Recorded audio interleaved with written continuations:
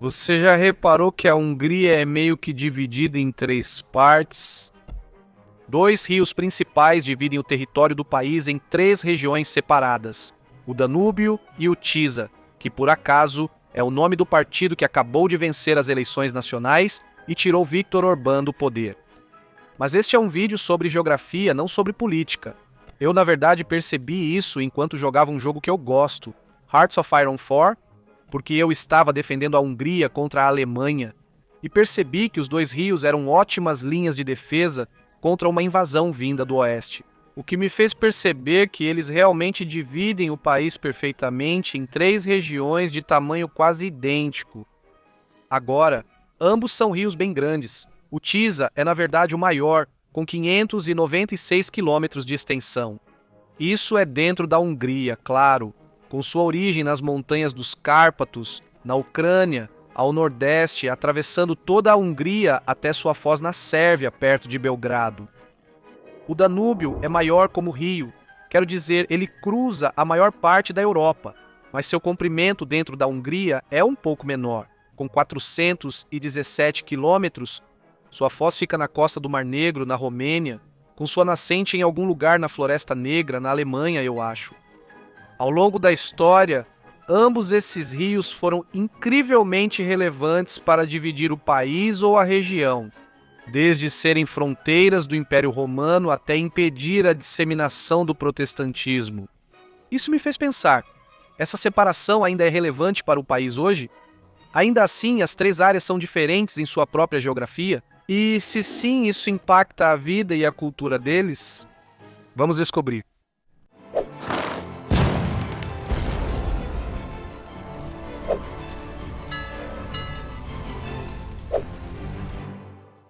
Para entender como a paisagem da Hungria molda o país hoje, você precisa olhar para ela por duas perspectivas diferentes: sua configuração moderna e também sua história.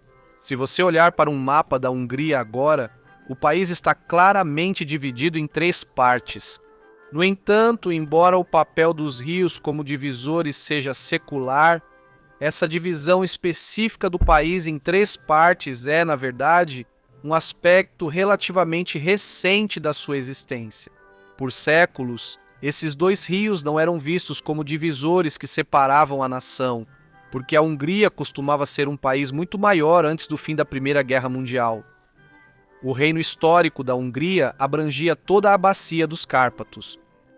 Suas fronteiras não eram traçadas ao longo de rios internos, mas sim ao longo de divisores naturais muito grandes que isolavam completamente a região de seus vizinhos. O perímetro externo era definido pelas altas e acidentadas cristas das montanhas dos Cárpatos, que se estendem das terras altas do norte até os Alpes da Transilvânia, no leste. Ao sul e ao oeste, o território era limitado pelas águas dos rios Isava e Drava, junto com outras cadeias montanhosas dos Alpes do Danúbio. Nessa versão do país, a geografia era diversa e fechada em si mesma de outra forma. E assim, as planícies planas ao longo do Danúbio e do Tisa não eram as características definidoras do estado. Elas eram apenas o centro agrícola de baixa altitude de um reino muito mais vasto. Mas tudo mudou em 1920 com o Tratado de Trianon. Após sua derrota na Primeira Guerra Mundial, a Hungria perdeu mais de 70% de seu território e mais da metade de sua população. Embora muitos tenham migrado de volta para o território reduzido, isso na verdade é uma fonte muito interessante de peças de propaganda. As perdas de Trianon eram frequentemente exibidas em comparação com outros países. Então, alguns panfletos de propaganda foram distribuídos nos Estados Unidos, acho que no Reino Unido, talvez na França também, mostrando a perda proporcional potencial de território desses países para que eles entendessem efetivamente o quanto a Hungria havia perdido. Na verdade, eles chegaram a reocupar brevemente alguns desses territórios durante a Segunda Guerra Mundial por meio de alianças e ações militares, mas essas mudanças foram completamente desfeitas quando a guerra terminou porque, bem, a aliança da qual faziam parte era o lado derrotado. As fronteiras do pós-Segunda Guerra Mundial confirmaram Trianon e retiraram permanentemente a borda montanhosa externa do antigo reino, devolvendo essas regiões para países vizinhos como Eslováquia, Romênia e Ucrânia. Essa mudança geográfica basicamente esvaziou a nação. Ela achatou sua topografia. A Hungria foi meio que comprimida na parte mais baixa da Bacia Panônica, onde mais de 70% do território está a uma altitude inferior a 200 metros. Com as montanhas do perímetro e os rios de fronteira natural desaparecidos, esses rios internos de repente se tornaram as características geográficas mais importantes, as linhas que definem o mapa. Especialmente porque eles se estendem do norte ao sul do país sem interrupção. Por causa da concentração da população nessas áreas, a divisão causada pelo Danúbio e pelo Tisa é altamente relevante até hoje. Ela dita diretamente como as pessoas vivem, onde as cidades cresceram e como o país interage com o resto da Europa também. Então, talvez possamos dar uma olhada em cada uma dessas regiões para aprender um pouco mais sobre elas. Se você começar pelo oeste, a região conhecida como Transdanúbia se estende da fronteira com a Áustria até o Danúbio. Essa área é caracterizada por colinas onduladas, vales e pequenas cadeias de montanhas isoladas, como as Mexec ou os contrafortes dos Alpes. Também é onde fica o Lago Balaton, um corpo d'água muito grande, mas ao que me parece raso, que funciona como um importante centro para viagens, turismo e lazer. A Transdanúbia é a segunda mais populosa dessas três regiões. Ela abriga uma rede de cidades históricas de médio porte, como Győr, Pécs e uma que provavelmente vou pronunciar errado, chamada Székesfehérvár. Por ficar perto da Europa Ocidental, recebe mais chuva que o resto do país e sua paisagem facilita conexões internacionais com os vizinhos. O terreno ondulado se estende de forma bastante suave até a Áustria e a Eslováquia. Isso faz dela o motor econômico para o comércio transfronteiriço com o Ocidente. Rodovias e integração industrial são bastante comuns aqui com a União Europeia. O Rio Danúbio funciona como uma rota comercial muito importante para a Transdanúbia. Ele ancora cidades como Győr perto das margens e liga as indústrias locais diretamente aos mercados da Europa Central, rio acima. O solo aqui é de alta qualidade, sustentando a agricultura tradicional, criação de gado e regiões vinícolas históricas que eu desconhecia. Assim que você cruza para o leste pelo Danúbio, entra em uma faixa central de transição de terra presa entre os dois rios. Essa área é frequentemente chamada de interflúvio. É bastante interessante porque essa parte do Danúbio já serviu como limes germânicos do Império Romano, basicamente a fronteira defensiva do Império Romano, delimitando seu alcance. Acho que os romanos eram grandes fãs de fronteiras naturais, então tanto o Danúbio quanto o Reno foram usados para isso. Nesse caso, a terra a oeste do rio se tornou a província romana da Panônia, enquanto a leste ficava a terra chamada Barbaricum. Bom, pelo menos por eles. Ela era habitada e controlada por outros povos nômades e tribais. Eu não sei. Eu só acho legal que essa fronteira interna da Hungria hoje, que é consequência da localização do rio, já foi uma outra fronteira super relevante entre potências antigas, também por causa da presença do rio. Topograficamente, o terreno fica mais plano, mas o solo aqui é bem único porque é fortemente dominado por areia solta e antigas dunas deixadas por ventos antigos e leitos de rios que mudaram de lugar. Na verdade, tem algo sobre o qual eu meio que quero fazer um vídeo, que é a existência anterior da Bacia Panônica, como uma espécie de mar panônico dentro da Europa que depois a gente perdeu. Eu não sei, talvez seja interessante fazer um vídeo sobre isso. Apesar desse solo desafiador, que é um pouco consequência dessa história, esse corredor central é a região mais densamente povoada do país, principalmente por causa do gargalo ao norte, onde fica a capital Budapeste. Budapeste meio que fica às margens do Danúbio. Ela funciona como o principal pilar econômico e político do país. Isso prova que, embora a divisão pelo rio seja interessante, não representa três blocos totalmente separados e únicos.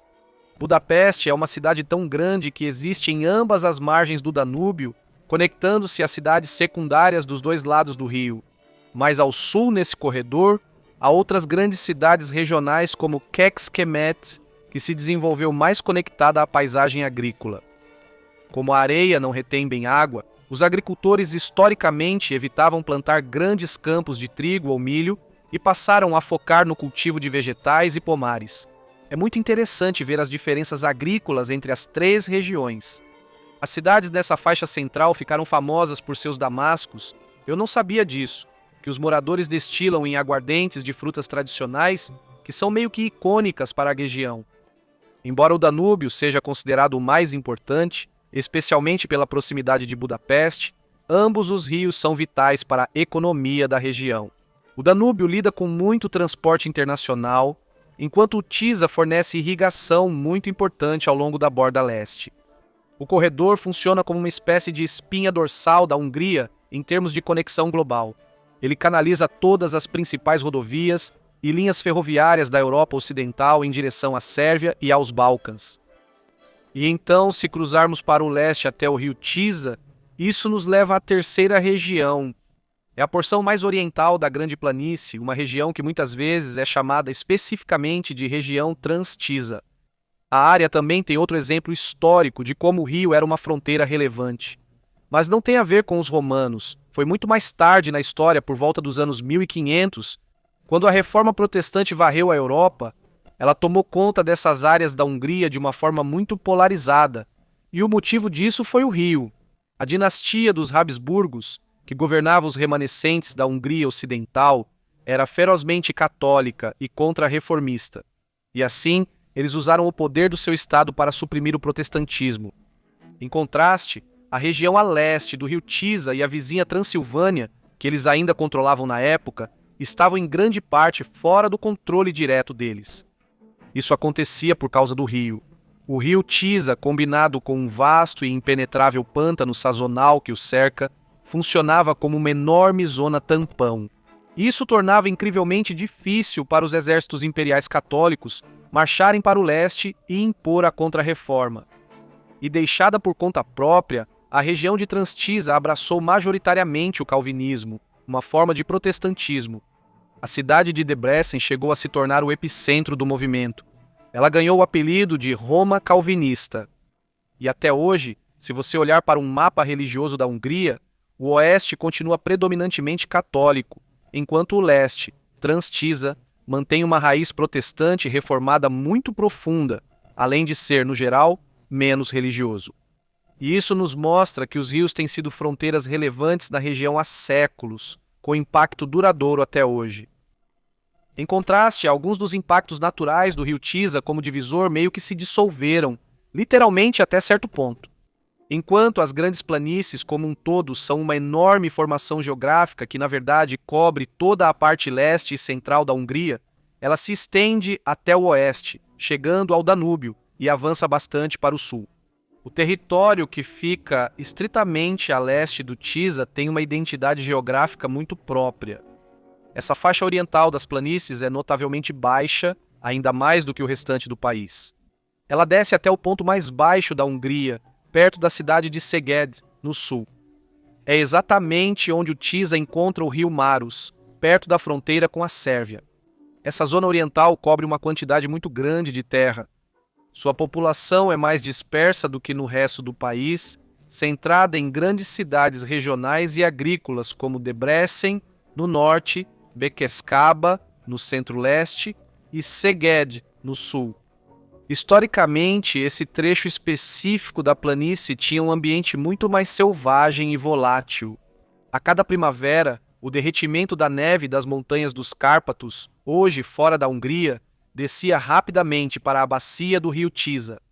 Como esse território oriental é tão plano e não possui drenagem natural, o rio transbordava de suas margens, transformando enormes áreas de terra em uma rede intransponível de pântanos, brejos e charcos permanentes. Essas áreas impediram o avanço da Contra-Reforma, como é possível ver num mapa de elevação da região. Aqui em verde, você vê como as áreas ao redor do Tisa, especialmente a oeste e no sul dessa terceira região a leste, têm uma elevação entre 0 e 100 metros, o que é bastante baixo. Por isso, cultivar regularmente era quase impossível aqui por séculos. Em vez disso, a região ficou famosa pelo Buda, especialmente ao redor de Ortobag, logo a oeste de Brezin, que era uma vasta e inculta pradaria onde pastores nômades criavam grandes rebanhos, meio selvagens, de gado cinza tradicional e cavalos. Mas esse cenário mudou radicalmente no final do século XIX, quando o governo húngaro lançou grandes projetos de engenharia especificamente projetados para domar o rio.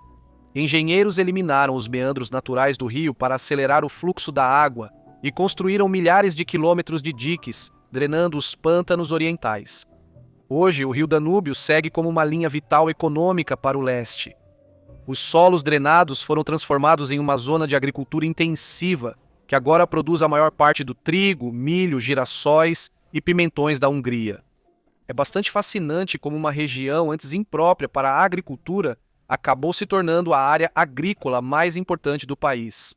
No entanto, mesmo com toda essa engenharia, ainda é uma região bastante vulnerável do ponto de vista ambiental. Isso porque ela sofre com o clima continental mais extremo do país, enfrentando verões mais quentes, invernos muito gelados e pouca chuva. A planície oriental é altamente vulnerável a secas sazonais severas, tornando os agricultores dependentes dos canais e redes de irrigação para manter as plantações. Isso confirma que o sucesso deles depende da engenharia humana, já que a natureza não favorece o crescimento das plantações ali. Geopoliticamente, a área não possui barreiras naturais como colinas ou cordilheiras para separar a Hungria da Romênia ou da Ucrânia. Enquanto essa completa falta de relevo torna a construção de estradas e ferrovias muito simples, também significa que a região funciona como uma fronteira muito aberta e vulnerável. É um dos motivos pelos quais os húngaros, em certos momentos e até hoje, se opuseram ao Tratado de Trianon. Eles argumentaram que era injusto devido ao grande número de húngaros nas regiões perdidas, e também disseram que o país perdia suas fronteiras naturais. No norte e leste, é verdade que perder a Cordilheira dos Cárpatos como barreira, agora na Romênia. Além disso, porque o rio Tisa e seus afluentes orientais, todos se originavam nas montanhas dos países vizinhos, antes de descerem para esta planície. A economia e a saúde ambiental do leste da Hungria dependem fortemente de tratados internacionais para proteger a qualidade da água e o abastecimento do rio. Por isso, eles precisam manter boas relações com os vizinhos a leste. Então, no fim das contas, a divisão do território do país em 3 partes por esses 2 rios que correm de norte a sul é importante porque o principal recurso natural da Hungria é o seu solo. O país não possui grandes fontes internas de energia ou matérias-primas industriais, então depende muito da agricultura e também não tem litoral, por isso depende bastante do transporte e navegação fluvial. Como o Danúbio e o Tisa naturalmente marcam os limites entre diferentes tipos de solo, densidades populacionais e também riscos climáticos, esses rios ainda determinam as realidades econômicas e, consequentemente, sociais do país. De rotas comerciais em um grande império, tornaram-se as principais linhas que estruturam a vida moderna húngara. Mas eles não vão muito além de organizá-la. Budapeste é um exemplo perfeito disso, por existir dos 2 lados do rio. A vida não é tão diferente entre as regiões, e não existe uma cultura social distinta entre elas que criaria 3 identidades diferentes, porque muitas outras coisas são comuns ao país. Por exemplo, o clima, exceto por uma pequena parte do leste, é essencialmente o mesmo em toda a região, independentemente dos rios. Tudo é frio, sem estações secas e com verões quentes. As regiões geográficas físicas deles, termo que descobri ao escrever este vídeo, também são organizadas de modo diferente das 3 divisões feitas pelos rios. A grande planície húngara é bastante influenciada pelo rio Tisa, mas não se restringe a uma margem. E as outras regiões também são organizadas devido a outras características geográficas, e não pelo Danúbio ou pelo Tisa. Mas ainda assim é muito interessante que, quando você olha para um mapa, consegue identificar essas 3 regiões do país muito bem divididas.